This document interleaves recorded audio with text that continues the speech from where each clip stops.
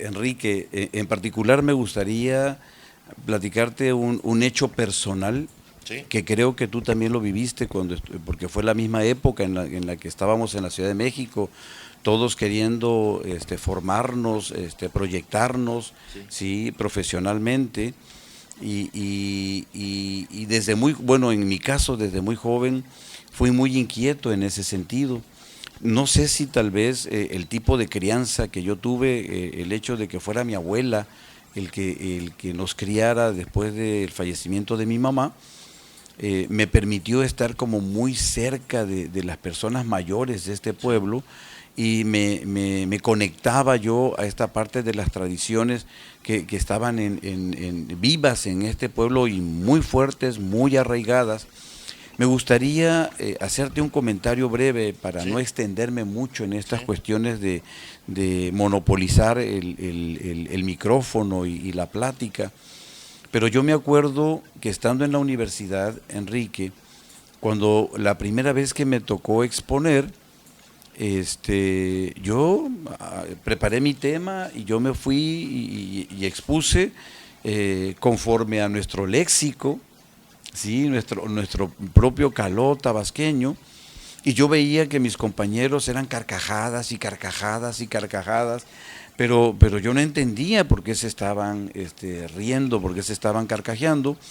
Cuando yo termino mi exposición, a alguien que particularmente se llevaba muy bien conmigo me dice, traducción simultánea. En sí, este sentido de que yo tenía un lenguaje que no sí, estaban entendiendo para nada. Y desde ahí dije, bueno, entonces hay una característica personal que me distingue como tabasqueño y hace la diferencia en una ciudad en donde hoy me encuentro como la Ciudad de México y particularmente en la UNAM. Entonces, desde ahí como que empecé a tener como que clara conciencia de lo que significa el sentido de identidad que todo pueblo tiene o debe de sí. tener y mejor aún conservar. Desde ahí yo empiezo a tener conciencia y a trabajar algunas cosas en ese sentido y a como a perseguir a las personas que estaban haciendo algo por la identidad de Tabasco, desde la música, desde Sí, nuestro folclore, desde nuestras tradiciones, desde nuestra gastronomía y desde nuestras danzas. Por eso es que, bueno, cuando yo tuve la oportunidad de trabajar en esta parte de la danza, la preocupación fundamental mía, Enrique, en relación a la danza del pochó, nunca fue el rescate. ¿Eh? Yo nunca me he considerado rescatista, porque si hacemos un análisis verdadero, honesto en relación a la danza ha tenido evoluciones, ujú, ¿sí? Pero jamás ha tenido un periodo en donde dejara de practicarse, de vivirse, de salir, ¿no? claro, Entonces, lo que yo sí veía es que, bueno, había tenido una transformación y que se estaba dando un como acelerado una acelerada transformación dentro de la danza y todo el que sea tenosiquense y sea parte de la danza sí, sabe que hay una modificación en la vestimenta, pero hubo una modificación y transformación desde la ejecución de la danza sí, misma sí, y hoy el clamor, lo que todo mundo pone atención es que la música no está como clara, empiezan a ver como facetas muy marcadas desde Pocaluz, desde Reyes Corso, desde el Pavo, desde muchas sí, hay personas que han muchos estado cambios ahí ahí, que se han cambios, estado, y cada uno tenía un estilo característico de tocar la música. Y la pregunta es, ¿y cómo es que siguen bailando la danza y siguen haciendo los mismos movimientos? Porque bueno, hay un código genético creo que se da a través de las generaciones que llegue el momento en que esto ya es parte de un comportamiento ujú, humano que se refleja ya en una práctica en particular, ¿no? Entonces mi trabajo fue como tratar de hacer ciertas puntualizaciones en el sentido de decir, no puede ser un cojó quien no tenga una careta. Claro. No puede ser cojó quien no porte un shikish. No puede ser un sombrero de cojó el que no tenga flores. ¿Sí? Y yo no me meto más allá de eso. Claro, sí. Sí, me quedó bien claro que, por ejemplo, empezó ahí a ver como esta Como una polémica, una ¿no? polémica en relación a las caretas. Si hacemos un reconocimiento, las caretas pintadas y estilizadas están desde los años 70. Entonces estás hablando que tienen casi 40 años de estar presentes en la danza. Pues ya hubo un sincretismo ahí, ya hubo una aportación de otras culturas. Sí, y además del mismo, hoy estamos globalizados. Totalmente. Entonces eso ha contribuido que mucho de las costumbres, de las tradiciones de los pueblos se vean modificadas de alguna manera. Claro. Sí, y bueno, lo que tenía yo que hacer en relación a la danza, yo ya lo hice, sí, que fue primero proyectarla, tratar de definirla en YouTube. Ahora ya sé que se le llama tutoriales. Ah, sí. En aquel entonces yo no sabía que lo que significaba hacer un tutorial, sino solamente grabar un poco el ejercicio de ir mostrando cómo se adorna un sombrero, cómo se elabora un shikish, cómo se viste un cojó, cómo se pinta un tigre, no sé. Eso ya está ahí, ya ese es un trabajo que ya está hecho. Ya está hecho, sí. Claro, y lo puede ver y utilizar quien quiera, ¿no? Pero bueno, hemos visto también cómo la gente, hay una necesidad colectiva, Enrique, que no podemos negar.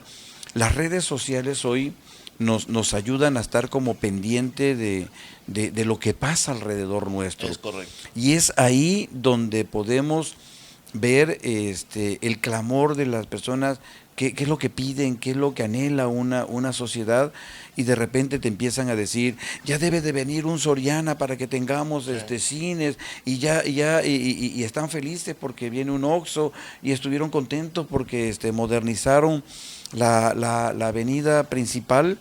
Y de repente hay un apabullamiento de toda esta modernización, pero también hay otra parte de la conciencia colectiva que dicen, derribaron todos los árboles y ya no tenemos árboles frondosos en la avenida principal, y están quitando esto, y ya no se acostumbra a hacer este tipo de veladas culturales que antes se hacían, o ya no estamos viendo algunas cosas que tradicionalmente se veían.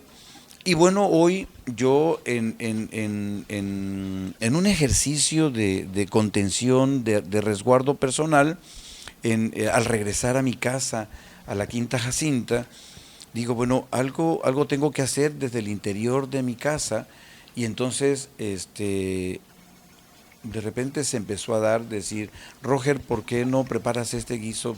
Porque bueno, siempre me ha gustado la cocina, ¿no? Cocina, sí. Desde que estaba yo en la Ciudad de México y donde he estado, procuro que, de hecho yo tenía en la Ciudad de México un servicio doméstico que era de Guerrero, pero Rosy, la muchacha que vivía o que trabajaba conmigo en casa, cocinaba comida tabasqueña. Tabasqueño, mira nada más. Sí, yo en la Ciudad de México tengo unos amigos, compadres de la Ciudad de México, que me decían, compadre, yo no conozco a nadie tan hedonista como tú. ¿Cómo es posible que pueda ser tan tabasqueño en la Ciudad de México? Sí. Sí, tan eminentemente social, tan estar en muchas cosas, y que cada vez que venimos a tu casa tienes un platillo tabasqueño que ofrecernos. O sea, estás hablando, Enrique, que esto ha sido una situación de toda la vida. Claro. Entonces hoy dije, por ahí me voy a ir un poquito en el ejercicio de la comida tradicional de Tenosique, y cómo se fue generando estos platillos en particular. Fíjate, ahorita que dices que das la pauta y hablas de platillos, ¿Como de qué platillos podemos platicar o mencionar que tenemos aquí en Tenosique y en Tabasco en general, Rojo? Claro, hay uno que me encanta, que es el que procuro hacer muy seguido en casa cuando sé que va a venir una visita a la casa. Este, Tú sabes que hubo una época en el siglo pasado donde hubo una situación de crisis, yo creo que peor que la que se está Sí, viviendo hoy. Y las familias eran muy numerosas, los animales se criaban en el patio, entonces era muy fácil agarrar un pollo, una sí, gallina del traspatio, y donde se tenía que alimentar a 8 o 10 hijos con un solo pollo. Entonces, ¿qué es lo que se tenía que hacer? La gallina sancochada, con arroz y bolitas de masa. ujú, ¿Qué era lo que te llenaba? El arroz y las las bolitas de bolitas de masa. más. Y te tocaba una presita por Ah, ahí, ¿me entiendes? Y decías, comimos pollo de pollo, rancho o gallina de rancho. así es.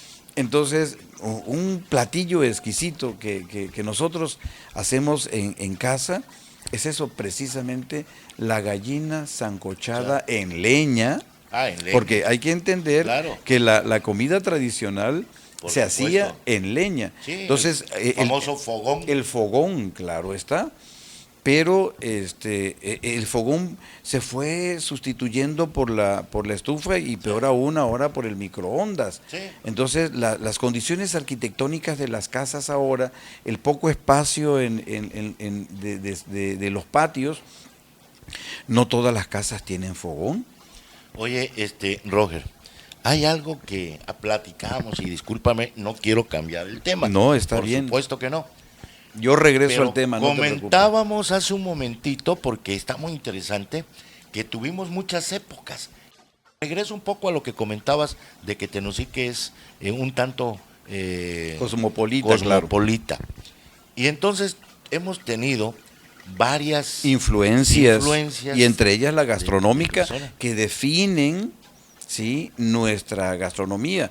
Por ejemplo, hoy se sabe que mucha gente de Villahermosa, de Zapata, de los pueblos cercanos al Sí, nuestro, vienen a desayunar la cochinita pibil al sí, mercado de Tenosique. Porque la cochinita de Tenosique es única y especial. Tiene su origen en Yucatán, claro, claro, ciertamente, ¿no? claro.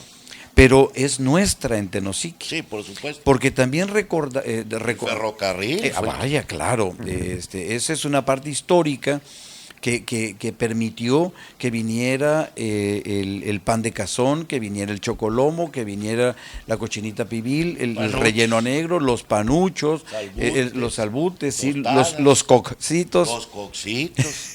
Sí, que esa es parte de nuestra sí, gastronomía, sí, es nuestra. sí. Porque tenemos más de 100 años que es parte de nuestra Claro, gastronomía. claro, claro.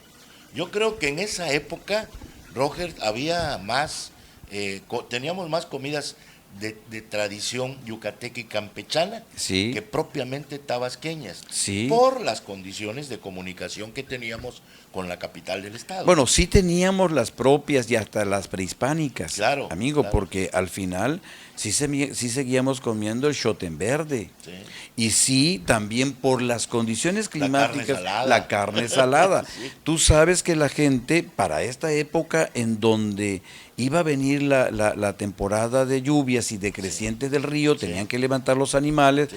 los cerdos engordados los sacrificaban, los secaban con la sal, guardaban la manteca, preparaban el altero de totopostes, todos, por eso era el yagual lleno de totopostes, y estaban los tapencos llenos de todo esto, porque al menos podíamos tener hasta 3 meses donde el campesino no iba a poder trabajar, entonces tenía que prever esta situación. Todo. Entonces, ¿qué es lo que hacía? Se salaba la carne y de ahí también se derivaba un rico platillo que es la carne salada con chaya y plátano, Así es. El frijol con puerco. que es yucateco también, pero que es nuestro, por supuesto, claro está. Fíjate que todo esto que marca un tanto, como tú comentabas, la identidad tabasqueña y particularmente la identidad de Tenosique o tenosiquense, tiene que ver también con algo que yo creo que se nos estaba quedando un poquito, la incursión o la llegada de las, por ejemplo, de las distintas épocas en Tenosique, ¿no? El Sí, claro. ferrocarril, Y el antes ingenio, la madera y el chicle, donde ándale, también llegaron los es españoles correcto. y trajeron las fabadas y trajeron los potajes y demás, sí, que sí. también son parte de Tenosique. Sí, claro. Ahí es donde están las lentejas especiales de Tenosique. Sí. Ahí es donde está el mondongo nuestro, pero que son los callos a la andaluza y demás. Que les fuimos dando ciertas variedades, y también nos traen todas estas conservas como la aceituna, la alcaparra, sí, las pasitas deshidratadas, y es donde sale el estofado tabasqueño. No, hombre, tenemos una variedad. Todo mundo me dice, ¿Ah, sí? Roger, ¿por qué no escribes? Claro. No lo sé hacer, Enrique, no lo sé hacer en esta parte de sentarme y poner, no es que no sepa redactar. Para ¿no? eso sirven estos programas, aquí queda Claro. plasmada Sí, la experiencia exactamente. de Roger. Ya alguien se encargará. Claro. Yo le dije, Sí. si quieres que hagamos un libro, yo con mucho gusto te platico lo que quieras, Sí. y tú escríbelo y dale la forma que quieras. Sí. Pero yo no sé de sentarme y estar así como yo soy de discurso, yo soy de plática, yo soy de hablar, ¿me entiendes? A mí me da diarrea verbal y no hay quien me pare. Qué bueno. Qué bueno, porque se aprende de quien sabe. Yo soy un amante de Tenosique. Mi padre nos enseñó a amar a Tabasco, nos enseñó a amar a Tenosique. Sí, ¿cómo no? Y la prueba está el arraigo que mi familia tiene en este lugar. Así es. Y en ese sentido te digo que sé, además, ahora tuve la oportunidad también de caminar políticamente, que eso me permitió tener una mayor conciencia. ¿No eres político, Roger? No soy político. Tú siempre has estado metido en la cultura, sí, ¿no? siempre. Sí. Y en el área profesional, por supuesto, Claro, y en la parte educativa. Pero qué bueno, ¿eh? Pero, Qué bueno que se te dio pero creo que sí era necesario que yo hiciera un proceso político ejercicio, para claro. poder recoger Sí. muchas cuestiones que a veces estás tan inmerso en una dinámica personal. Estoy de acuerdo contigo. Que de repente descuidas una parte del entorno. Y yo lo que te voy a decir algo, y en mi responsabilidad hoy como director de la DECUR, Sí. es que Tenosique se organiza solo. Hemos sido tan abandonados, tan marginados por tradición, Sí. que Estoy de acuerdo el pueblo contigo. se organiza solo. Tú te sorprendería la cantidad de personas organizadas en la parte deportiva. ¿Cuántas ligas deportivas hay aquí organizadas de manera independiente? Totalmente. Yo creo que hoy una responsabilidad mía, y en una consigna por parte del presidente municipal hoy, Raúl Gutiérrez Cortés, es que le demos atención a ese tipo de situaciones. Claro. Que todas esas organizaciones tengan un acompañamiento institucional para que se fortalezcan. Así es. Sí, no las vamos a crear, ya están creadas. Sí. O sea, yo no vengo a descubrir el hilo negro, yo vengo a hacer un acompañamiento de toda la manifestación social que hay en Tenosique en la responsabilidad que hoy me toca. Claro. Como también podemos ver, yo te puedo hablar del trabajo educativo de grandes personajes aquí en Tenosique, o de escuelas en particular que se han distinguido en esta parte del desempeño académico y cultural también. Y bueno, y culturalmente, cuando alguien me dice, ¿cómo funciona esto de la danza? ¿Cómo es que se vuelve un fenómeno la danza los domingos? ¿Cómo lo hacen para coordinar a la gente? No, la gente ya lo sabe. Claro. La danza no hay que convocarla. La gente sabe qué es lo que va a ocurrir cada domingo, ¿no? Sí. Eso ha sido una ventaja de la danza del cojó. Yo siempre le he dicho cojó porque Sí, desde está que bien. estaba yo chico, Así era. escuchaba yo. Ahí vienen los cojó, ahí vienen los cojó. Ahí viene la caja del Ahí viene cojó, la caja, ahí o viene ya la caja. pasó la caja del cojó, siempre Sí, fueron los cojó. sí, Bueno, así ahí es. comparto ese punto de vista. ¿Estás de acuerdo conmigo? Claro, por eso hay que supuesto. hacérselo a ver a la Porque gente, porque eso al es final del pueblo. eso es finalmente del No pueblo. es- Nadie no la es un convoca. ballet, No, es una no. presentación especial. No, es el no. pueblo que practica su tradicional danza del Sí. cojó en las fechas que establecen. Y lo peor que se le podría hacer a la danza en ese sentido es institucionalizar. Claro, o convertirlo en un ballet. Claro. Imagínate el ballet del cogón, Del no, cogón. hombre, eso sería terrible. Sí,